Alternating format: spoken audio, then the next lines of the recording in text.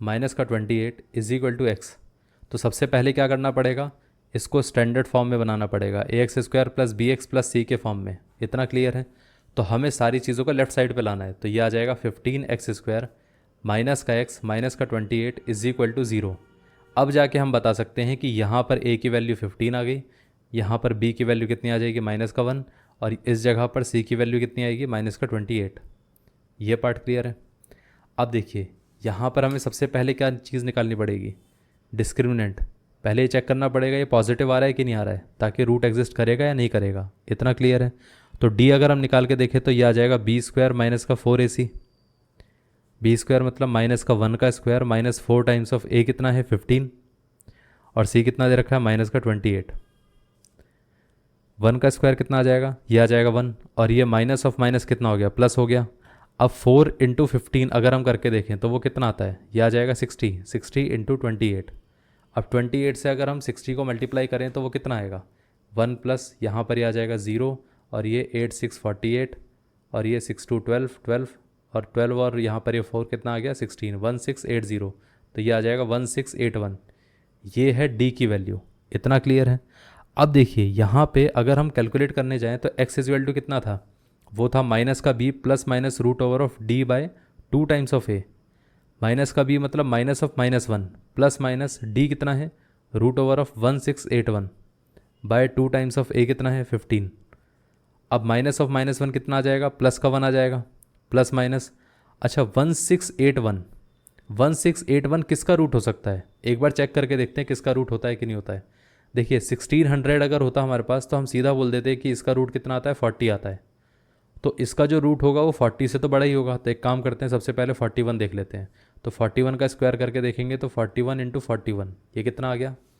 तो यहाँ से हमारे पास ये आ जाएगा 4 का स्क्वायर 2 टाइम्स ऑफ 4 इंटू 1, और यहाँ पर 1 का स्क्वायर। तो ये आ जाएगा 16 8, और यहाँ पर ये 1, तो 1681 ये आ गया। तो इसका मतलब यहाँ पर 1681 इतना ही हमारे पास ही नंबर है। तो मतलब इसका एक्चुअली में रूट कितना है, इसका रूट होगा 41। इतना क्लियर है, क्योंकि 41 का स्क्वायर कितना आता है 1681। ये पार्ट क्लियर हो गया। अब इसके साथ साथ 2 इंटू 15 अगर हम करके देखें तो वो कितना आता है 30 आ जाता है। ठीक है। अब यहाँ पर हमारे पास एक्स इज इक्वल टू कितना आ गया, माइनस का 1, ये माइनस नहीं प्लस का 1 प्लस 41 बाय 30, और ये आ जाएगा 1 माइनस 41 बाय 30। अब देखिए 1 प्लस 41 कितना हो गया 42 बाय 30, 1 माइनस 41 कितना हो गया माइनस का 40 बाय 30। इतना क्लियर है। अगर हम इसको इससे कैंसिल आउट कर दें, जीरो मतलब जीरो से तो जीरो चला गया, बाकी का बचेगा कितना माइनस का 4/3। इसमें से अगर हम देखें तो कितना फैक्टर आ सकता है, अगर हम देखें तो यहाँ पर ये 3 से जा सकता है तो 10 आ जाएगा, ये 3 से जाएगा तो कितना आएगा 3 1 3 4 12। अभी भी 2 कॉमन आ सकता है तो यहाँ पर ये 7 आ जाएगा, यहाँ पर ये कितना आ जाएगा 5। तो इसके रूट्स कितने आ गए, एक रूट आ गया हमारे पास 7/5, और एक रूट आ गया माइनस का 4/3, माइनस का 4/3, माइनस का 4/3। तो ये हमारे रूट्स थे। ये पार्ट क्लियर है। अब देखिए यहाँ पर अगर आपको एक चीज़ और लग रही होगी कि मैंने इसको जो मैंने स्क्वायर करके निकाला वो कैसे कैलकुलेट किया, क्योंकि यहाँ पर भी कई लोग सोचते हैं कि इसका स्क्वायर मैंने किस तरीके से निकाला। अगर कोई भी दो नंबर अगर आपके सामने ऐसे दे रखे हैं तो उसका अगर आपको स्क्वायर करना है तो एक काम करना, एक फार्मूला आप जानते हो कि a प्लस बी का स्क्वायर कितना होता है, वो होता है a square plus plus 2ab plus B square. इतना क्लियर है।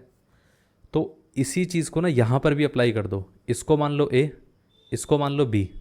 यहाँ पर करना क्या है, पहले हम कर देंगे a स्क्वायर, फिर उसके बाद 2 टाइम्स ऑफ ab, फिर उसके बाद b स्क्वायर। इतना क्लियर है।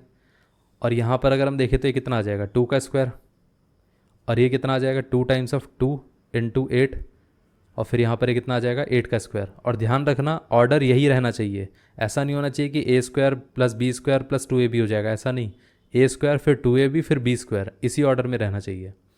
अब देखिए यहाँ पर ये कितना आएगा 4 आएगा, ये कितना आएगा 8 इंटू 4 32, और ये कितना आ गया 64। अब जब भी आपके पास ऐसा नंबर आएगा तो उसकी जो लास्ट वाली डिजिट है उसको रख देना, बाकी को इधर ले आना।